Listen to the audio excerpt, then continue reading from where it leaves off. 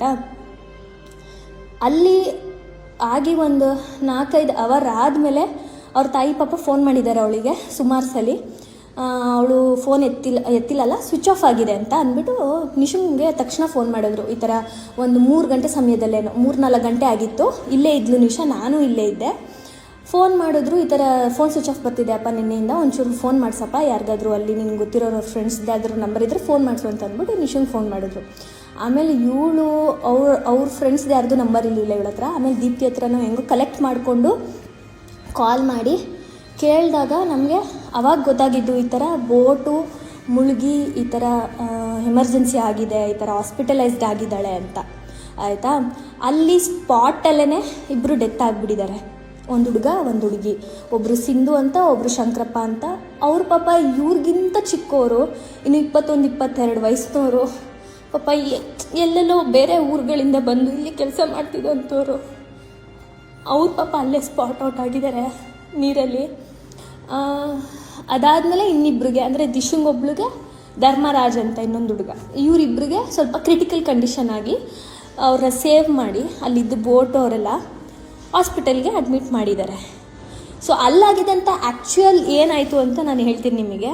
ದಿಶುನ್ ಬೋಟಲ್ಲಿ ಇದ್ದವರೇ ನನಗೆ ಹೇಳಿದ್ದು, ನಾನು ಕಾಲ್ ಮಾಡಿ ವಿಚಾರಿಸಿದಾಗ. ಸೊ ಅದ್ರದ್ದು ಬೇಕಂದ್ರೆ ನಾನು ಕೆಲವೊಂದು ಕ್ಲಿಪ್ಪಿಂಗ್ಸ್ಗಳನ್ನ, ರೆಕಾರ್ಡಿಂಗ್ಸ್ಗಳನ್ನ ನಾನು ಈ ವಿಡಿಯೋದಲ್ಲಿ ಅಟ್ಯಾಚ್ ಮಾಡಿರ್ತೀನಿ ನಿಮಗೆ. ಅಲ್ಲಿ ಅದೊಂದು ನಾರ್ಮಲ್ ಬೋಟ್ ಆಗಿರುತ್ತೆ. ಆ ಬೋಟಲ್ಲಿ ಅವರು ಏನು ಬೋಟ್ ರೈಡ್ ಮಾಡ್ತಾರೆ, ಅವರು ನೀಟಾಗಿ ಅವ್ರಿಗೆ ಪ್ರಿಕಾಷನ್ಸ್ಗಳು ಕೊಟ್ಟಿಲ್ಲ. ಅದಾದಮೇಲೆ ಮ್ಯಾಂಡಿಟರಿಲಿ ನೀವು ಲೈಫ್ ಜಾಕೆಟ್ ಹಾಕ್ಕೊಳ್ಳೇಬೇಕು ಅಂತ ಏನು ಹೇಳಿಲ್ಲ ಅಂತೆ, ಆ್ಯಂಡ್ ಕೊಟ್ಟಿಲ್ಲ ಅವರಿಗೆ. ಆ್ಯಂಡ್ ಆಲ್ಸೋ ಮಿನಿಮಮ್ ಕೆಪಾಸಿಟಿ ಅಂತ ಇರುತ್ತೆ ಬೋಟ್ಗಳಲ್ಲಿ, ಇಷ್ಟೇ ಜನನ ಕೂರಿಸ್ಬೇಕು ಅಂತ. ಇವ್ರು ಹೇಳಿದ ಪ್ರಕಾರ, ಒಬ್ರು ಹೇಳಿದ ಪ್ರಕಾರ, ದಿಶುನ್ ಜೊತೆ ಯಾರು ಕೂತಿದ್ರು ಆ ಬೋಟಲ್ಲಿ, ಅವ್ರು ಹೇಳಿದ ಪ್ರಕಾರ 2 ಬೋಟಲ್ಲಿ ಹೋಗಿದ್ದಿವರು 28 ಜನ. ಒಂದರಲ್ಲಿ 14, ಇನ್ನೊಂದರಲ್ಲಿ 14 ಜನ ಇದ್ರಂತೆ. ಒಂದು ಬೋಟ್ ಏನಿತ್ತು ಅದ್ರಲ್ಲಿ ಫುಲ್ ಕಂಪ್ಲೀಟ್ಲಿ ಹುಡುಗಿರ್ಗಳನ್ನ ಕೂರಿಸಿದ್ದಾರೆ, ಮೆಜಾರಿಟಿಲಿ ಹುಡುಗಿರ್ಗಳನ್ನ ಕೂರಿಸಿದ್ರಂತೆ. ದಿಶುನ್ ಬೋಟಲ್ಲಿ ಮೆಜಾರಿಟಿಲಿ ಗಂಡು ಮಕ್ಕಳನ್ನ ಕೂರಿಸಿದ್ದಾರೆ. ಅದರಲ್ಲೂ ಗಂಡು ಮಕ್ಕಳು ಸ್ವಲ್ಪ ಎಲ್ಲ ಪರ್ಸ್ನಾಲಿಟಿ ಆಗಿದ್ರು, ಅಂದರೆ ಒಂದು 90 kg ಎಬೋ ಇದ್ರಂತೆ, ಒಂದು 7-8 ಜನ ಆಯಿತಾ. ಅವ್ರು ಹೇಳಿದ ಪ್ರಕಾರ ಹೋಗಿದ್ದಾರೆ. ಹೋಗಿ ಅಲ್ಲಿ ಅವರು ಹತ್ತುವಾಗ್ಲೂ ಏನು ಪ್ರಿಕಾಷನ್ಸ್ ಹೇಳಿಲ್ಲ.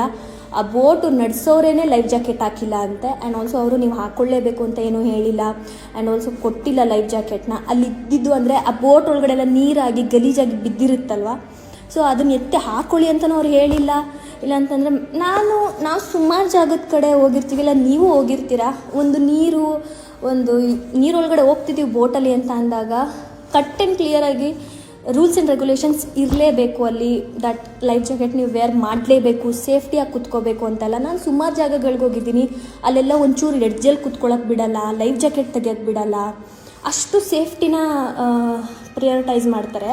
ಫಾರ್ ಎಕ್ಸಾಂಪಲ್ ಇಲ್ಲಿ ನಮ್ಮ ವರ್ಣದಲ್ಲೇ ಆಗಿರ್ಬೋದು, ಸುಮಾರು ಸಲ ಹೋಗಿದ್ದೀವಿ ನಾವಲ್ಲಿ ಬೋಟಿಂಗಿಗೆ ಅಂತ ಅಂದ್ಬಿಟ್ಟು.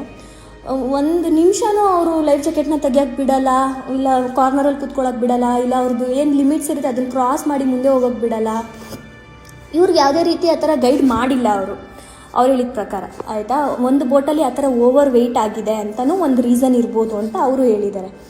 ಸೊ ಈ ಕಡೆಯಿಂದ ಹೋಗಿದ್ದಾರೆ, ಹೋಗಿ ಅಲ್ಲೆಲ್ಲ ಡಾಲ್ಫಿನ್ ಎಲ್ಲ ನೋಡಿಕೊಂಡು ಸ್ವಲ್ಪ ವೇವ್ಸ್ ಇತ್ತು ಅಂತ ಹೇಳಿದ್ರು ಇವರು.